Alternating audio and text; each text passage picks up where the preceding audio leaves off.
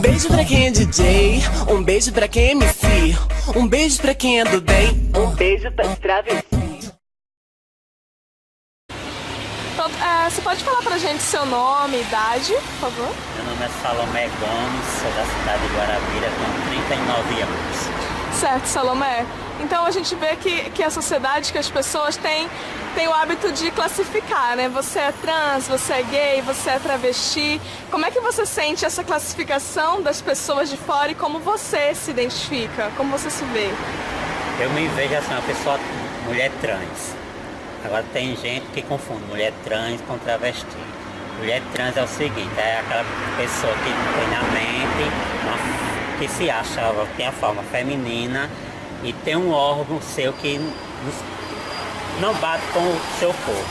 E travesti não, já tem aquela capacidade assim de entender que está bem com o órgão, não sei o que, né?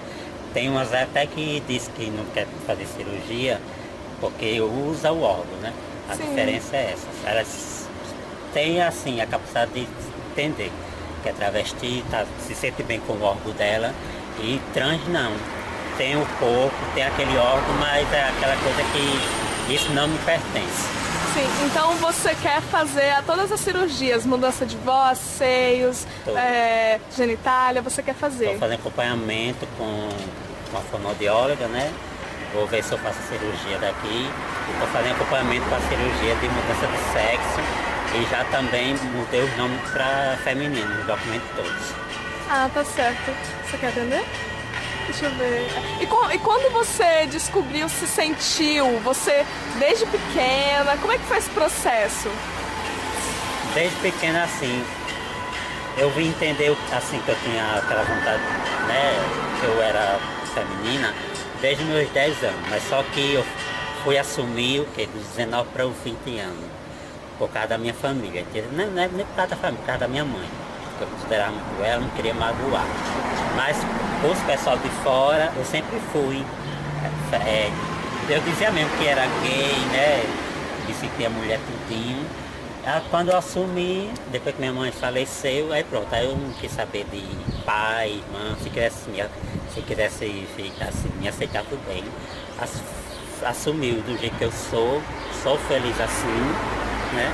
E não tem quem mude isso. Sim, então no começo você se chamava gay, né? E quando você descobriu o nome trans, o que significava essa palavra trans? Como é que foi? Porque na adolescência eu não entendi o que era gay, o que era trans. Eu sempre queria ter a minha forma feminina, mas não sabia como.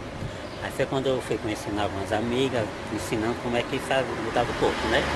E fui participando também de palestras com mel, as trapas. Aí foi que eu fui entendendo o que eu era, né? Sim. Essa é uma pergunta. Então, Salomé, você pode falar um pouquinho assim da orientação sexual do trans? O trans precisa gostar de pessoas do mesmo sexo. Você é uma trans mulher. Você precisa gostar necessariamente de um homem ou não? Você pode gostar de uma mulher também? Como é que é? Não existe caso de trans que se envolve com mulheres, sabe? Sim. Só que no meu caso não. Na minha cabeça, eu só gosto de me envolver com homem mesmo. Sim. Homem hétero. Porque tem homens que se dizem homem, mas né, quando eu sei que eu já não gosto, porque eu me sinto o quê? Eu me agarro com uma pessoa que é a mesma coisa que eu, só muda só o vestimento. Ah, sim. Então você já se considera uma mulher trans mesmo antes das cirurgias, né? Já me considero. Sim, De toda forma. Sim, porque é como você. Tudo. Na mente, é como você se sente, né? Ok. Fala pra mim, por favor, o nome, idade. Meu nome é Priscila Matarazzo, minha idade 40.1. Eu sou natural daqui do interior da Paraíba, conhecido como Guri. Sou hoje uma travesti, com muito orgulho, apesar de tudo que eu já tudo que eu já passei na minha vida e sobrevivi, tudo que eu sobrevivi, tenho orgulho porque era um sonho meu, me assumir, e ser uma travesti, porque quando eu era adolescente, eu sonhava em ser uma travesti. E usar roupas de mulher, eu me sentir uma mulher. Eu sei que geneticamente eu não sou uma mulher, mas meu comportamento, minhas atitudes, meu cérebro raciocina igual de uma mulher. Então você se sente mulher? Não, eu não me sinto mulher. Eu tenho as mesmas opiniões, os mesmos desejos, né? Mas me sentir, eu não me sinto. Agradar a sociedade e não me agradar. Eu me sinto travesti e tenho orgulho de ser uma travesti. Sim. Não quero ser trans porque também não pretendo fazer transfusão de sexo. Meu sonho era colocar uma prótese e me vestir como mulher. Eu tô apaixonada, é? Agir como uma mulher, mas não ser uma mulher, porque eu sei que nunca nenhuma trans, nem travesti vai ser geneticamente mulher. E o que é trans pra você? Trans pra mim é uma pessoa que pensa como eu penso. Quer ser mulher, se aceitar como mulher, mas não é mulher de verdade. Não é porque nunca vai gerar um filho em seu útero, porque não vai formar um útero. Ela fez uma cirurgia para ficar esteticamente como uma mulher, mas não é uma mulher.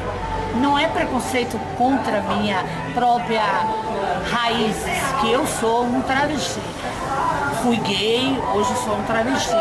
Passo como mulher, muitos percebem, outros não, mas sei que mulher nenhuma vai ser. E como foi essa mudança de gay pra travesti? O que aconteceu? Porque eu nunca me senti bem com roupa de homem, nunca me senti bem, nunca tive um comportamento de homem, nunca tive um brinquedo de homem e nunca amo homem, mas ficar em meio de homem não me faz bem. Eu gosto de estar no meio de mulher, porque é os assuntos que eu gosto de ouvir, é os assuntos que eu penso também, os sonhos que ela tem, os desejos que ela tem, as vontades que ela tem, enfim, tudo que a mulher tem é ser carinhosa, ser também muito dona de casa, ser limpa, ser cuidadosa, tudo isso eu sou. Deixa eu pensar mais alguma coisa. E você tá fazendo alguma mudança no corpo? Fiz, coloquei prótese, coloquei silicone no corpo inteiro, no rosto, né? Sim. Pra se parecer Me com uma mulher. transformei. Para ver a minha foto de infância e adolescência, eu não sou mais a mesma. Sei que não sou. E você fez para se parecer com uma mulher, mas Sim. pra quê? Pra ficar mais, pra se achar mais Para bonita? meu ego, para minha autoestima e para atrair mais os homens também, né? Porque a maioria dos homens gosta de uma mulher feminina, não gosta de mulher que não que se vista mal, né? Porque isso influencia muito, né? Na beleza feminina, se vestir bem, ser feminina. E quando você tá passando na rua, como as pessoas te chamam?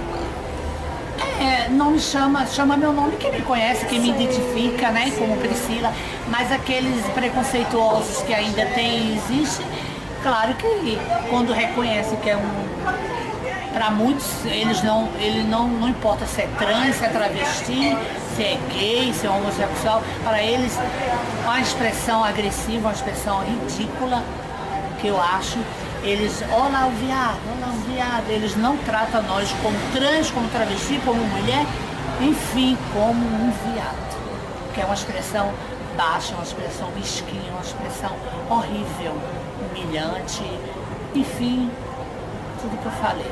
Posso falar o seu nome e idade, por favor? Meu nome é Egli, completo? Pode ser. Tá, Egli Souza, tenho 37 anos e sou casado com uma mulher de 10 anos. A gente tem 2 filhos, caso, esses filhos foi o primeiro relacionamento que eu tive, mas já desde pequenininho a gente vive junto. Com relação à aceitação da sociedade, eu não tive muito problema no quesito família, né? Assim, os meninos desde pequenininho vão para a escola, sabe que tem duas mães, a gente tem atividades na escola que participa, né? Eles nunca sofreram preconceito, nem por funcionários, nem por alunos, nem a gente também. O que eu senti com relação a essa coisa da visão, né, de fora para dentro, com relação ao trabalho, isso sim, isso eu sofri um pouco, porque no caso minha companheira é toda feminina, assim, minha mulher ela é bi, inclusive, eu não, apesar de ter dois filhos, foi uma tentativa de saber realmente se eu me enquadrava no que a sociedade pede, né? A família esperava que eu sou a caçula de 5 mulheres, então fugi do padrão, né? Mas sempre vivi assim, vivi como homem. Eu até uns 8 anos de idade, eu achava que eu era menino, a partir daí que eu descobri que eu era menina, fisicamente falando, mas sempre me vi como homem. E eu acho que a minha postura, minha forma de me vestir, de comunicar com as pessoas, faz com que as pessoas me respeitem nessa forma. Com relação à amizade, a outras pessoas, que lógico que tem um lugar ou outro que a pessoa olha meio atravessado, né? Essa coisa de você, um casal hétero, por exemplo, que você está num bar, num lugar onde a maioria são héteros, e você vai dar um selinho no negócio, o pessoal já olha meio chocado.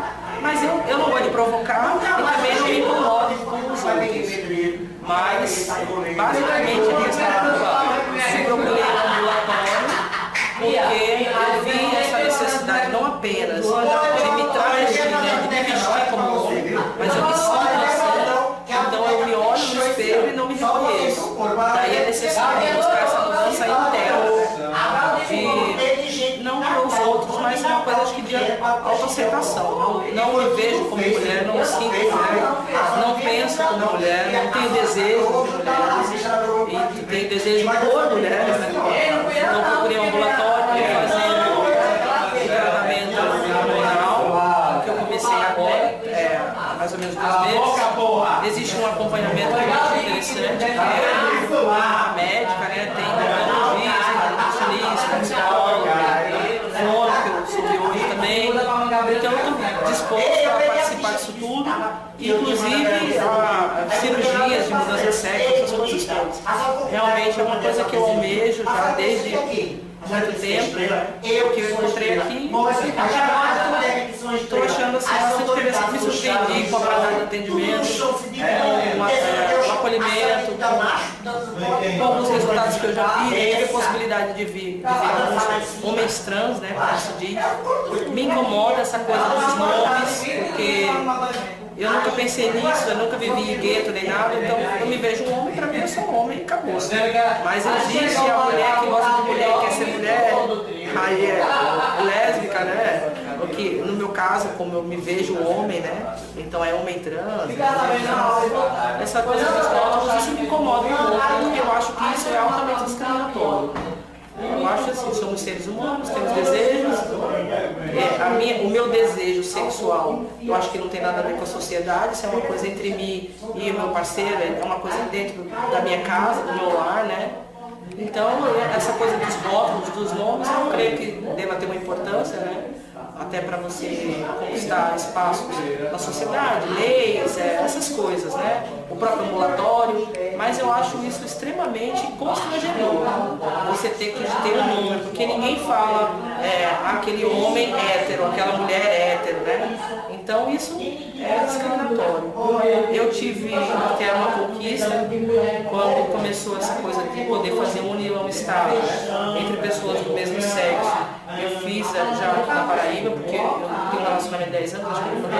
Então nesse meio tempo a gente fez essa união e agora essa semana, que era uma coisa que eu busquei também, porque a gente quer ter uma filha, né? Através da inseminação, então é importante para mim essa coisa da união, e daí a gente conseguiu fazer uma versão da união estável para o casamento civil, que para mim é um passo importante por causa dessa coisa do nome, de registro. Então é isso, acho que a gente está caminhando para uma coisa bem positiva. E com o apoio do espaço, que foi onde eu conheci, porque vocês querem saber sobre o que significa o trans, não é? Sim. E trans é algo que está necessariamente em trânsito. O sentido máximo do conceito de trans é o de que há algo em movimento, há algo em mutação. E essa mutabilidade, ela é exatamente o que confronta a ideia de essência. Então não é possível falar numa sexualidade ou em relações de gênero essencializadas se o que o conceito de trans demonstra é que há uma mutabilidade, é que há uma transformação. E o que culmina essas políticas? Qual a violência sofrida por eles que origina essas políticas públicas? E quais são elas? Então, no que diz respeito aos trans, as políticas públicas exercidas no nosso país, elas têm um problema central, que é a patologização. Essa talvez seja a questão chave do debate sobre as pessoas trans. Por que isso? Porque, de uma forma um tanto quanto essencialista, hoje em dia no nosso país, para que uma pessoa trans consiga, através do Sistema Único de Saúde, consiga a cirurgia de transexualização, com muitas aspas, é preciso que haja uma declaração que é médica, que é psiquiátrica, que é psicológica, enfim, de que aquela pessoa ela é doente, de que há algum tipo de distúrbio que faz com que ela não reconheça uma identidade, uma similitude ou uma coerência entre a sua identidade de gênero e a sua genitália biológica.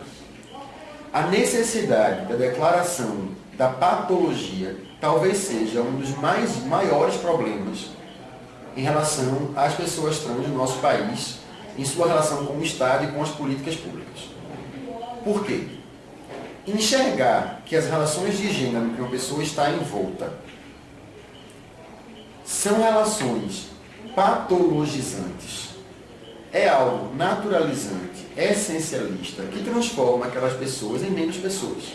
Isso é quase como desumano, entende? É muito cruel você dizer que o modo como uma pessoa vivencia suas relações de gênero e sexualidade é patológico. Daí que a despatologização talvez seja o checkmate atual do movimento de trans. Ao lado disso, há a questão da violência. Por quê?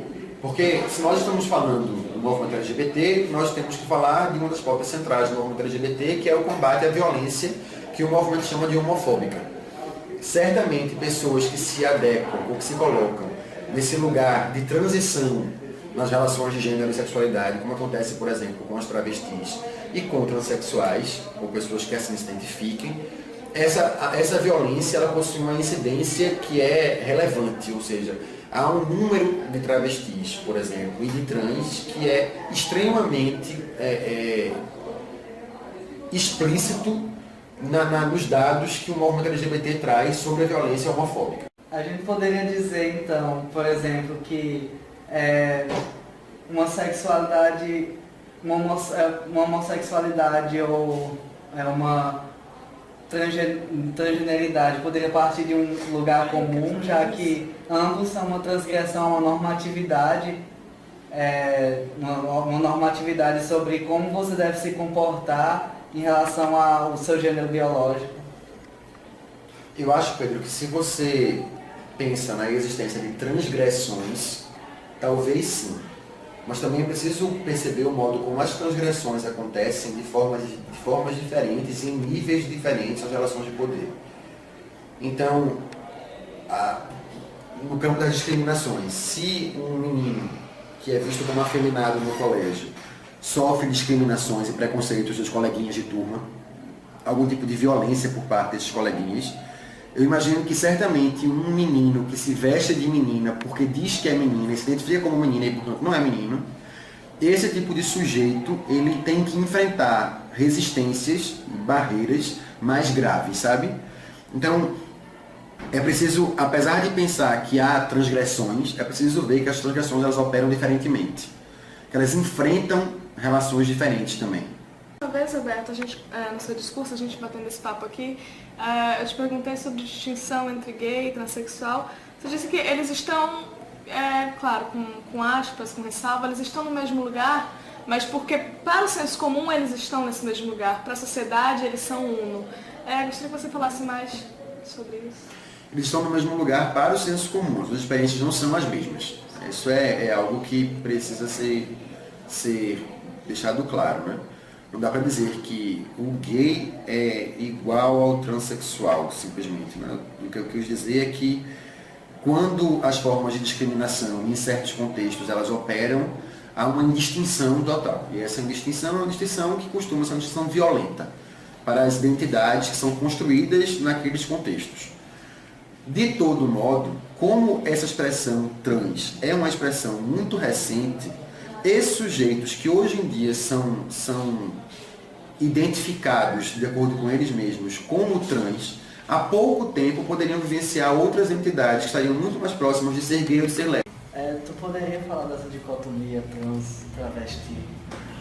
Então, na verdade, assim, travesti é um rótulo, né? E que eu não adoto muito essa frase travesti, porque na verdade todas nós somos mulheres transexuais, independentemente de ter feito ou não a readequação do sexo, mas é a questão do gênero, da alma, da essência, né? Que é muito além muito além do órgão, né? Porque, por exemplo, eu sou mulher transexual, mas eu não opto e não tenho a necessidade de fazer readequação do sexo. Mas, porém, não porque eu não quero fazer readequação do sexo, eu vou deixar de ser mulher, eu vou deixar de ter o gênero feminino. Sim. Não, isso não existe. Assim, isso é muito interno, é tão particular nosso, né, que a gente consegue, numa boa, separar isso, né, trabalhar a questão do órgão e a questão do gênero e trabalhar a autoaceitação e viver. Né? Viver como sujeito social, mas associado completamente ao universo feminino. Né? Porque ser mulher, ela é completamente independente do órgão, masculino ou feminino. Né? Uhum. Então, assim, a gente precisa entender isso. Para a sociedade é muito difícil entender essa questão, né, do órgão. Né? Então, tem que ser macho ou fêmea. Então, quando a gente foge desse sistema, né, que nos orienta, que macho tem que ser macho, fêmea tem que ser fêmea, então a gente entra no barco do preconceito. Fala quais são as dificuldades enfrentadas por uma pessoa trans. Então, as grandes dificuldades que as mulheres transexuais elas enfrentam, eu começo logo pela escola. Sim. A escola é um espaço que você tem que buscar conhecimento, que você tem que buscar mais, que você busca mais estrutura. Né? E é lá que você vai se formar. Sim. Né? É lá que você vai aprender, é lá que você vai trazer as informações. Né? Então, assim, na escola, as transexuais elas são vítimas de um preconceito violento. Uhum. Uma violência psicológica que ela é tão forte, ela é tão violenta que ela consegue tirar aquela pessoa da sala de aula e fazer com que aquela pessoa desacredite completamente o sistema de educação. Então, a ausência dessa população na sala de aula é muito grande. É muito grande, assim, até mesmo por parte de alguns educadores, né? Porque tem, às vezes, por um conceito muito religioso, entendeu? Ou por uma visão muito, assim, desumana, acaba exercendo uma prática preconceituosa dentro daquele estabelecimento de trabalho, né? E não tem uma preocupação nenhuma de entender, assim, a questão da autoestima dessa pessoa. Né? Uhum. Independente de qualquer coisa, essa pessoa é um ser humano que está aí para aprender, né? E para poder contribuir da sociedade. Que tem o direito de toda a oportunidade isso, como outro. Justamente. Então, assim, essas piadinhas, essas chacotas, a violência psicológica, ela começa com os alunos. Então, assim, quando a mulher transexual, ela vai na direção a pedir uma providência, né, tentar resolver aquela situação para que não aconteça mais, ela é vítima de outra violência partindo dos educadores. Então, assim, e isso acaba com a autoestima daquela pessoa, a violência, que a violência não é só aquela violência física que bate, deixa hematoma, que hematomas passa, mas a violência psicológica é uma coisa que cria uma barreira, sabe? Que te impede de que você possa evoluir, de que você possa crescer. Que disso gera, por exemplo, a dificuldade de arrumar emprego, então, né? Justamente, porque o mercado de trabalho ele exige um certo conhimento, Sim. um certo grau de escolaridade. Então, assim, essas pessoas, a população trans, quando elas são ausentes da educação, na sala de aula, que vai à busca do mercado de trabalho, a primeira coisa que você pergunta. Primeiro se nega a atividade, né? Porque pelo uma simples fato de ser mulher transexual, de ser uma mulher presa no corpo que não é dela. Né? E o segundo, pela questão da escolaridade. Você passa na avenida, você vê as meninas lá trabalhando, exercendo, usando o seu corpo como instrumento de trabalho. Quer dizer, mas quem são responsáveis por aquela história? Será que eu tenho uma parcela de culpa? Será que a sociedade também tem uma parcela? Porque eu faço parte de uma sociedade. Né? Então, assim, será que se eu estou num espaço público que eu posso facilitar o serviço de uma pessoa, que eu possa melhorar, dar um pontapé na vida da pessoa, melhorar o destino daquela pessoa. Então, se eu violo o direito daquela pessoa quando ela vai à busca daquele serviço, né? Só porque ele é uma transexual, eu violo o direito daquela pessoa. Então, assim, será que eu estou contribuindo também para que aquela pessoa seja jogada à margem? Então, você constrói o espaço LGBT, não é? Junto. Isso, hoje eu estou no espaço LGBT aqui, estou na função de agente de direitos humanos, eu estou no serviço de ponta, eu sou uma das pessoas que estou na parte do acolhimento, né? Mas o centro de referência ele surgiu em 2011 e para as travestis, as transexuais de todo o estado da Paraíba foi a melhor coisa que poderia acontecer. Porque é um espaço que ela se sente acolhida, é um espaço que ela se sente protegida, e ela sabe que tem uma equipe preparada que pode receber e acolher, né? E também até apurar suas denúncias, né? Tentar aproximar mãe e filho, né? Pai e filho, tentar assim, fazer o reconciliamento do seu familiar, tentar resgatar aquela pessoa do seu familiar, que é outra questão também. E foi só um espaço de diálogo, um espaço de se interagir um com o outro, um espaço de troca de vivência, né? Assim, o centro de referência tem todo esse suporte para dar especificamente à população LGBT, né? E aqui nós temos um setor social, né? Temos um setor psicológico, setor jurídico, justamente dar suporte a essas meninas, a meninas e meninos, né? No caso de uma precisão da violação de direito, né? A questão da informação, da orientação básica, né? O que é ter o direito enquanto sujeito social, o que é que eu não tenho, quais são os meus direitos, quais são os meus deveres. E o Centro de Referência tem feito esse papel aí, né? E outra coisa importantíssima que o Centro de Referência tem feito é a questão da música do prenome, né? Que é uma coisa assim que para as mulheres transexuais... Prenome é o nome social. Isso é uma coisa maravilhosa na vida delas. Elas conseguem se livrar do nome masculino, né, e entrar no registro de nascimento um nome que eu sou reconhecida, né, um nome que eu gosto de ser chamada, por exemplo. Né? Muitas tiveram o nome de José, tal, que não era satisfeita e que hoje tem nome feminino na carteira de identidade, no registro de nascimento. Então, assim, isso é um grande avanço, isso é um serviço que é de grande importância. Eu tenho um ambulatório que trata especificamente da saúde integral da população LGBT. As transexuais e homens trans tem um ambulatório específico, né? Assim, isso para a história da Paraíba é um grande avanço. A Paraíba, em alguns estados brasileiros, é considerado como um estado que está estacionado, que não tem evolução, né? Então a gente conseguiu dar um pontapé em relação. Um beijo pra quem tá solteira, um beijo pra quem é fifi, um beijão pras maloqueiras, um beijo pras travestis. Um beijo pra quem é de longe, um beijo pra quem é daqui, um beijão para o meu bonde, um beijo pras travestis. Um beijo pras travestis. Um beijo pras travestis.